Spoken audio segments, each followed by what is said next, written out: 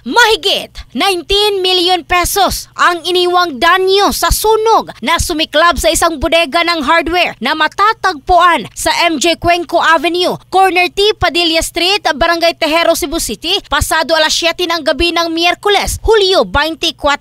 Ayon kay Senior Fire Officer 2 Wendell Villanueva, tagapagsalita ng Cebu City Fire Station, apektado ng naturang sunog ang 550 square meters area kung saan umabot sa 19,250,000 pesos ang kabuang halaga ng pinsalang naiwan. Walang naitalang nasawi, ngunit 2 bombero ang sugatan na sina Fire Officer 3 Donald Densing at Fire Officer 1 Marvin Dumugo. Nakaranas din ng minor facial irritation ang isang Ryan de la Serna matapos matalsikan ng isang industrial substance. Matatanda ang umabot sa second alarm ang sunog alas 7:42 ng gabi bago makontrola 1:32 ng madaling araw ng Huwebes, Hulyo 25 at tuluyang naapula alas 5:02 na ng umaga. Inaalam pa ng kabomberuhan ang sanhi ng sunog. In the heart of changing lives, ito si Michelle Craste ng Brigada News Philippines,